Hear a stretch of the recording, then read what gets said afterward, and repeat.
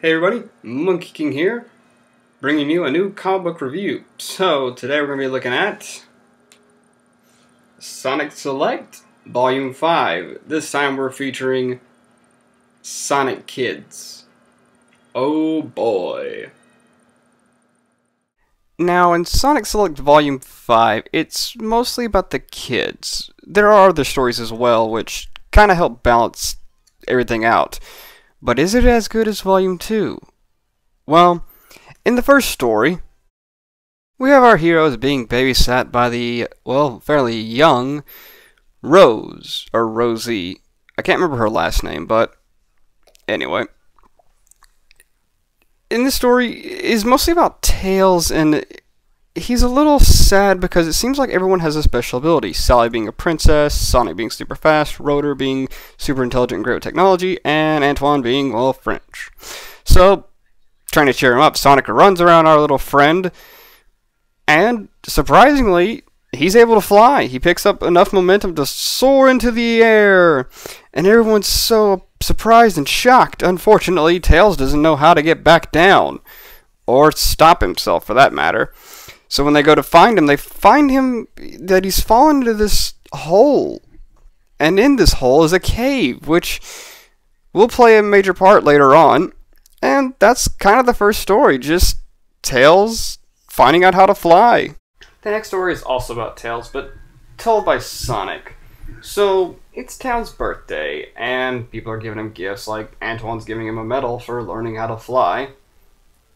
And Sonic goes to Robotropolis to get some shoes, so he can get them to Tails. And this is where we also meet Tails' uncle. Now, Robotnik also has a special present. He decides to shoot a laser beam into Knothole Village, which, surprisingly, freezes everyone in their place.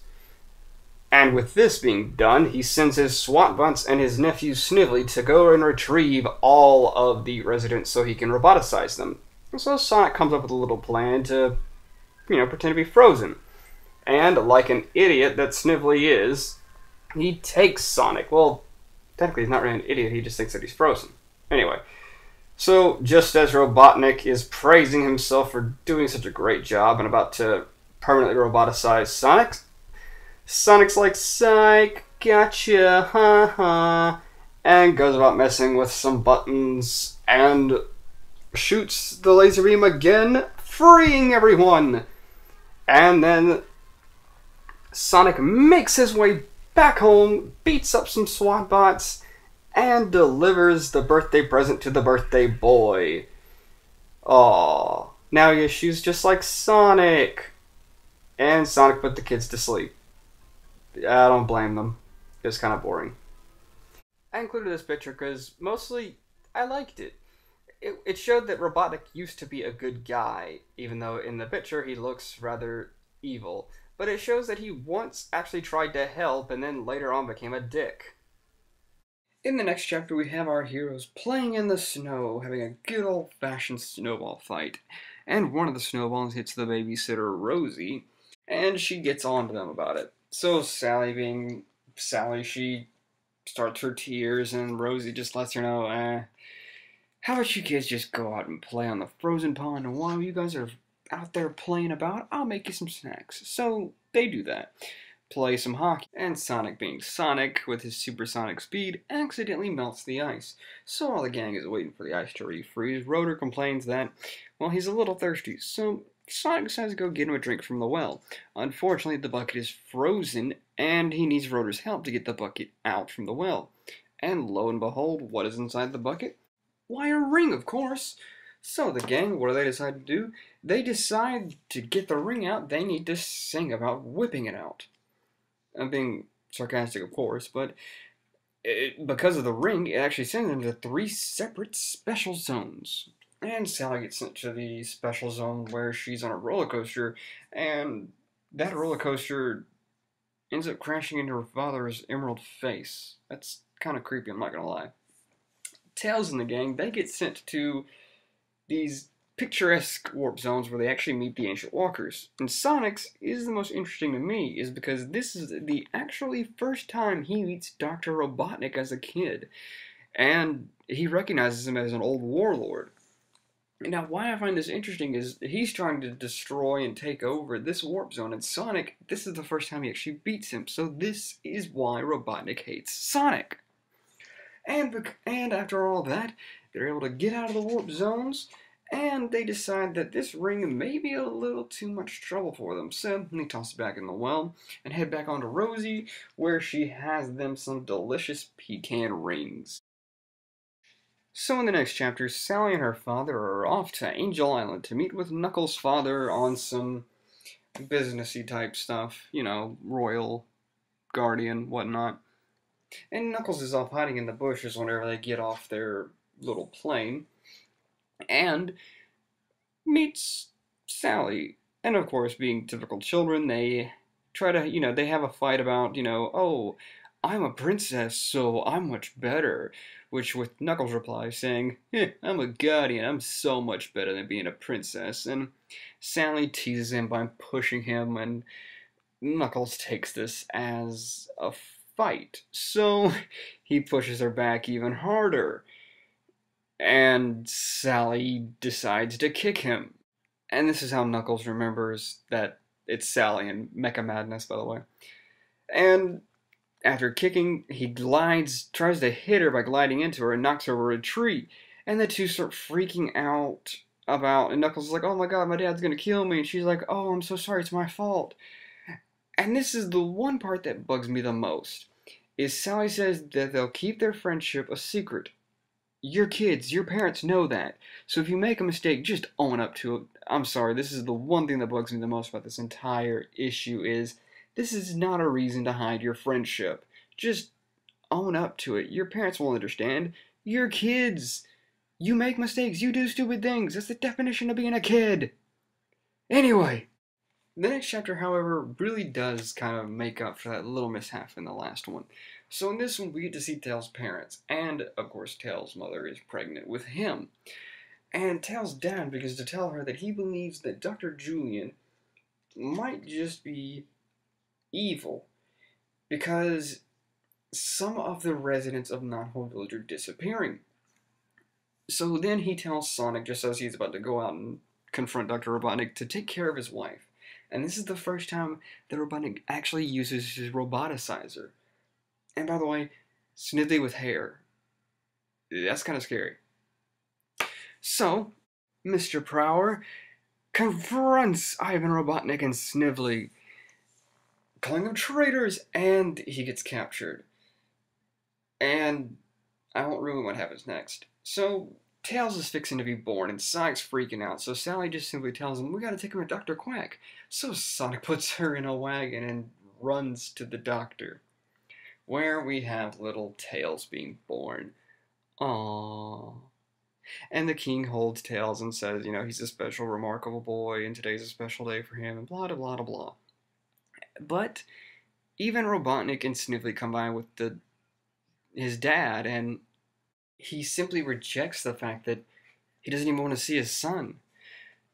And this is very heartbreaking to his wife and to everybody else, but Dr. Quack says that it's just some men deal with stuff like this on their own, but the reason why he doesn't want to see his son is because he's been roboticized, and so far to me, that's really dark for a Sonic comic, and I absolutely love that. And in the end of the chapter, we see Sonic basically saying that we'll be best friends forever, Tails. Now, this chapter, quite possibly also my favorite, is all about the girls.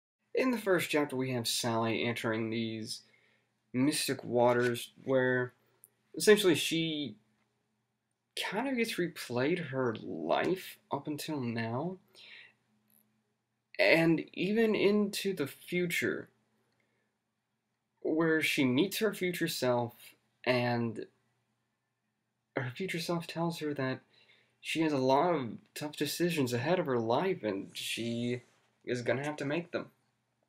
That is essentially what this chapter is in a nutshell, and it's probably the weakest out of the girls' chapter, because I like Sally, and I really wish they would have done more with her.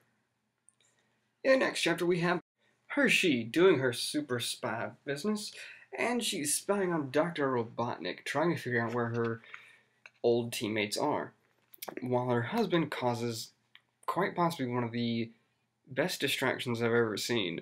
What does he do? He blows up half the place just to cause a distraction. Sadly, Hershey does find out what happened to her old teammate, Valdez, that he's been roboticized, so as a little parting gift, she leaves a bomb for Eggman. And for the record, yes, it does blow up. In the next shot, we have Loop and her Wolfpack gang in the Western Flats when suddenly they get attacked by, surprisingly, it's Uncle Chuck. He has his moments where he's good. He's bipolar. And it turns out he's turned Loop's husband and children, he's turned them into robots. And Loop has a moment where she just goes bonkers. And Chuck basically tells her that if you want your kids back, get in a roboticizer. And reluctantly, she does it. To not only save her pack, but as well as her family. She gets in a roboticizer and gets roboticized. Of course, she's not willing to go so easily. After she's been roboticized, she just begins to go all out and destroy stuff. She's able to get everyone to safety, where one of her Wolfpack members asks if she's coming, and she says no. She'd rather die with her family than go on living a monster. Powerful. And here we have the chapter that I'm pretty sure a lot of fans remember, is when Bunny Rabbit was having some difficulty stabilizing her robotic body. Even Dr. Quack couldn't do it. It's also the part where Antoine and Bunny become a little bit closer together, essentially breaking the friend zone and kind of inching towards boyfriend-girlfriend, and Dr. Quack's able to make her a new sexy body, and the rest is history. And now we move on to quite possibly my favorite chapter of the Girls series. Why is it my favorite? Because we get to learn a little bit more about Julie Sue, and I like her as a character. It starts out with kind of just, she's remembering what she used to go through when she served in the Dark Legion, you know, waking up, getting a sonic shower, and putting on her hood and going about doing her, well, Dark Legion duties. And then she meets an old man, Simon, a friend of her father. He then goes on to tell her about her father and her mother and her two siblings, Kraguk and Linada. He then goes on to explain that her father was one of the very first people on the floating island. Unfortunately, the floating island is where her mother's last resting place was. And then a couple of years later, her father meets Mary Sue. And Kruguk and Leenda aren't exactly happy about their new stepmother. Not too long after Julie Sue's born, and she gets treated like crap, which is a little disappointing. Of course, then again, look at her half-brother and sister. So what the two decide to do is they decide to cause an accident and kill their stepmother. So her father leaves her with Simon and his wife, while Kraguk begins to grow a little hungry in power. And to make sure that Julie Sue doesn't remember any of this, they put a memory neutralizing chip inside of her. Which does explain why she was with the Dark Legion for so long. And then Simon goes on to say that he was happy to have her in his home and he loved her like she was his own. And so that's Sonic Volume 5. What do I think of it? It was a lot better than I thought it was going to be.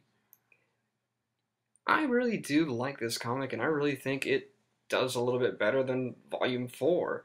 And certainly does a lot better than Volume 3. So, if you get the chance, I say go pick it up. It gets a 4 out of 5 for me. Also, if you do get the chance, be sure to pick up the Sonic the Hedgehog Sonic Comic Book Encyclopedia.